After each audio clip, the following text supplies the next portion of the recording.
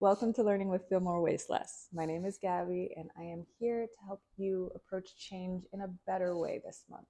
So, this month we will be talking all about change. And I know changes can be uncomfortable, changes can be painful, changes can be frustrating. But at the end of all of this, I really and truly hope that you feel more confident in your ability to approach change in your life.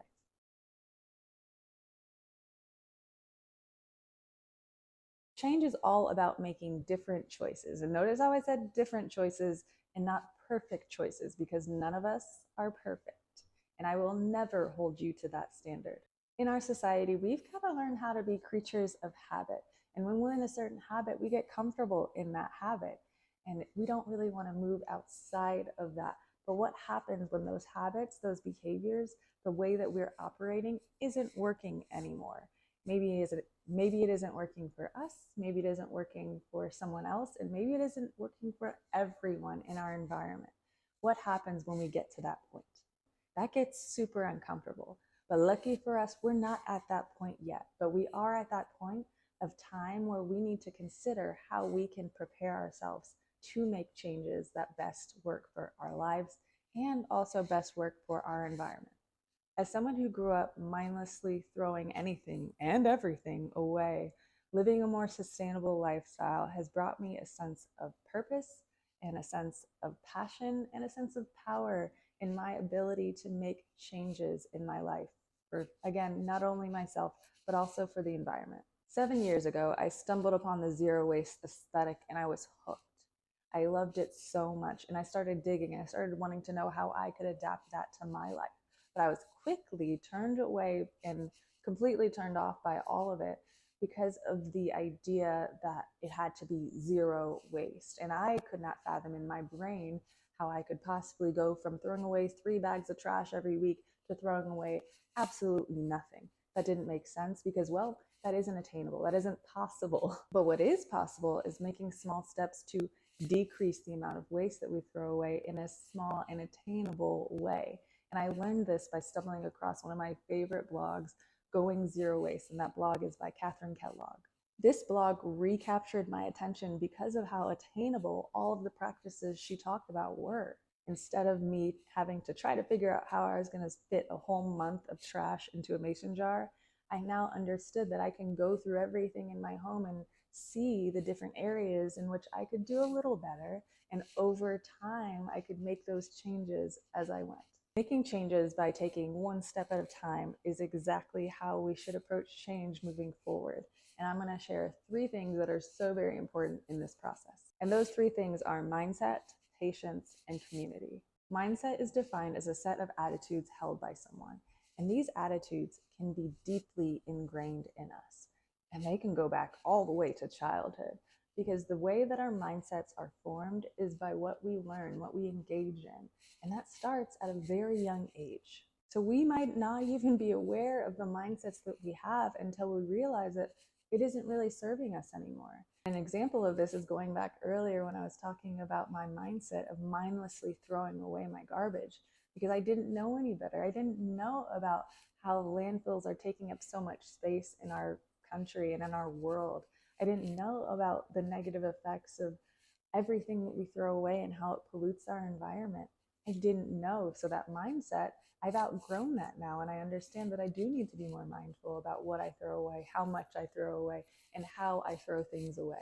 So going back to where we get our mindsets, we get our mindsets from our parents, from our teachers, from those in power, from media. So if we are learning things from people who have limited mindsets, don't have full understanding of things, then that gets passed down to us.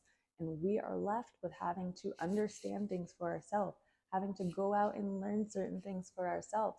And that's how we can change and shift our mindsets and become really focused on growth and expansion in our lives. Good thing about mindsets is that they can change. We can grow, we can evolve, and we can learn. And there's a step-by-step process to do this. The first step is awareness. The second step is learning. And the third step is taking action. If you have the workbook for this month, this is where you'll go to that first section all about awareness. Head there and go ahead and answer those questions.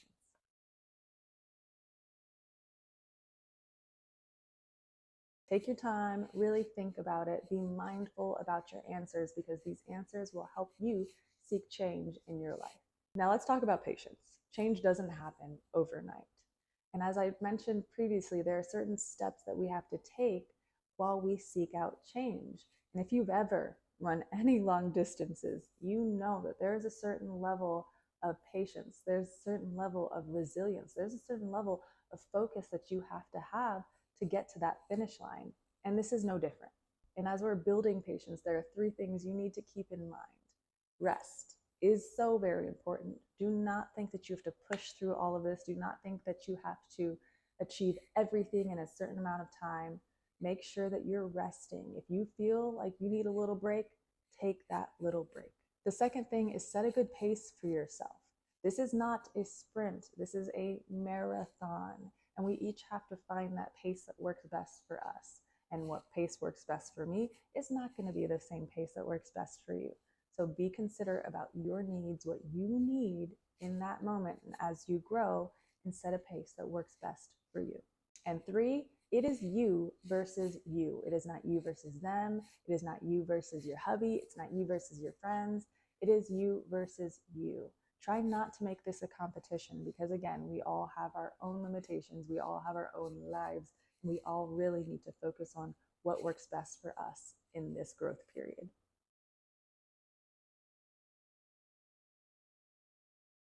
And the third thing is community. Knowing that you're not alone as you pursue growth, as you pursue change, is so very important. Because sometimes when we're the only people around us that is on that path of growth, that is on that path of change, it can feel really isolating. And that isolation can even make us not want to continue on our journey. But when we find community, when we understand that we're not alone in this, that can actually empower us to keep going. And that can be an exciting way for us to pursue and to keep pursuing change in our lives. And I really hope that this space can be a source of community for you as you continue along your path.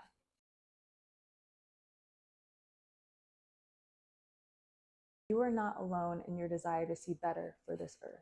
You are not alone in your desire to see growth and change in your own life. And you are not alone in your frustration and concern for our environment. We are here together, and we are here together to learn, grow, and rest as we pursue change.